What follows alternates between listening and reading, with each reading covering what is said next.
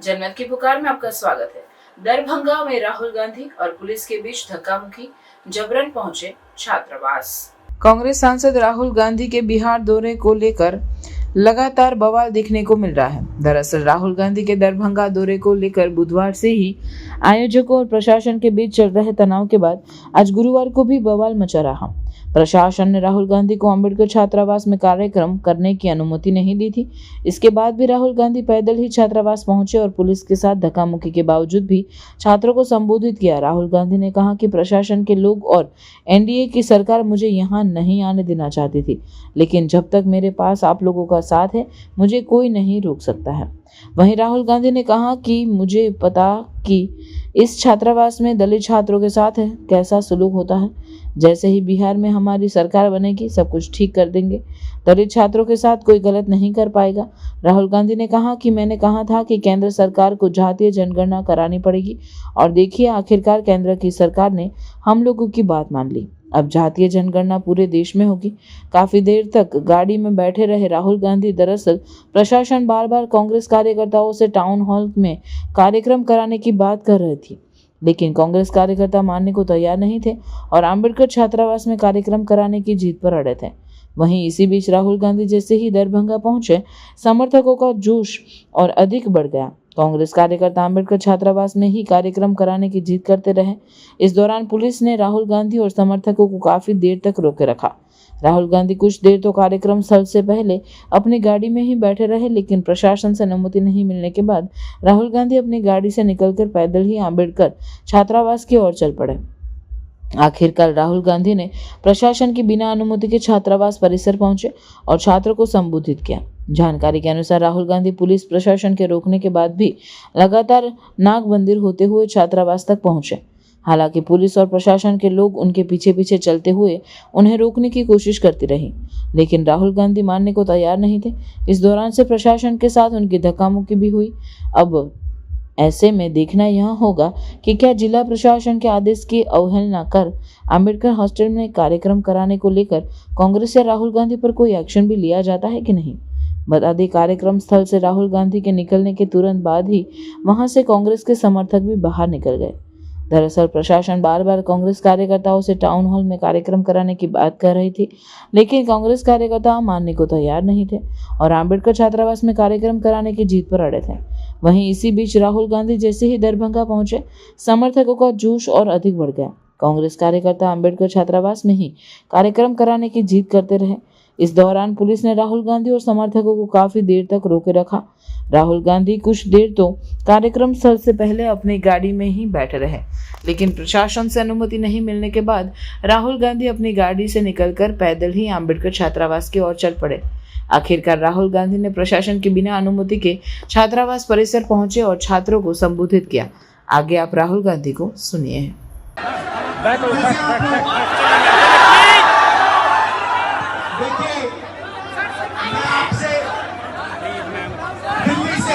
आपसे मिलने आया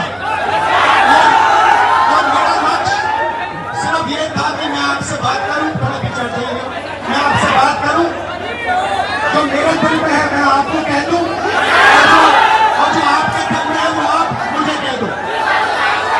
मगर प्रशासन ने मुझे पूरी तरह रोकने की कोशिश की, बैरियर लगाया और मैं पीछे के रास्ते से आपके यहाँ आ गया।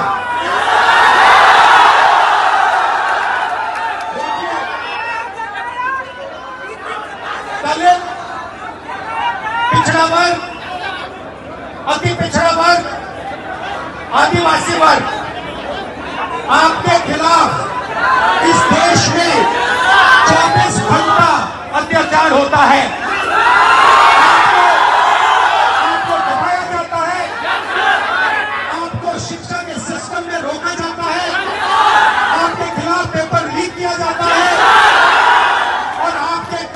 रोकने के लिए, खत्म करने के लिए किया जाता है। हमने 3 मांगे की है। सबसे पहले जाति जनगणना, सही तरीके का जाति जनगणना जो हमने तेलंगाना में किया। दूसरी बात, कानून हिंदुस्तान का कानून है और यूनिवर्सिटीज में आरक्षण होना चाहिए। और ना नरेंद्र मोदी ना बिहार की सरकार उस कानून को लागू कर रही है। इसीलिए हम उन पर दबाव डालेंगे और जब तक, मैं बता रहा हूं, जैसे मैं यहां आया हूं ना, रोक नहीं पाए, वैसे ही नहीं रोक पाएंगे जब तक इन्होंने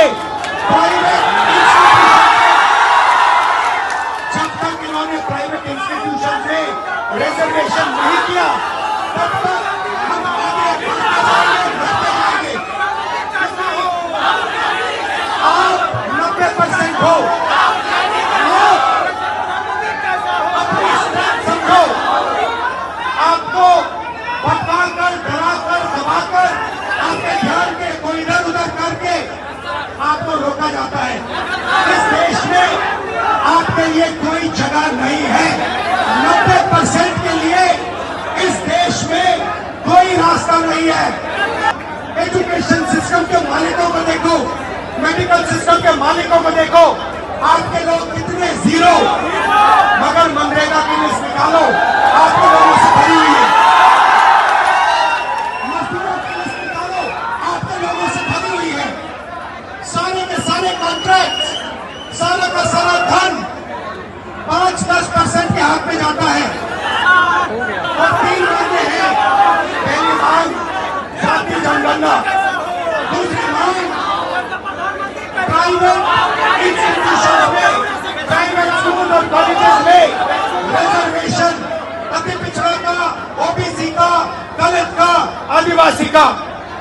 तीसरी बात SC ST सब प्लान, जो आपका पैसा है, जो आपको नहीं दिया जाता है, आपको वो दिया जाना चाहिए। ये 3 चीजें कहने में आपसे आया था।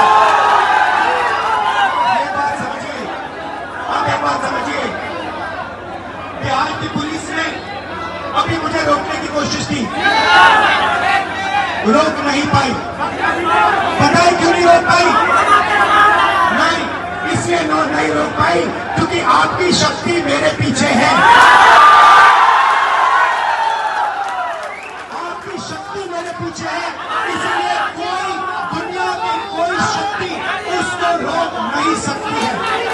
हमने कहा, हमने नरेंद्र मोदी से कहा, पार्लियामेंट में कहा, तुम्हें जाति जनगणना करना पड़ेगा।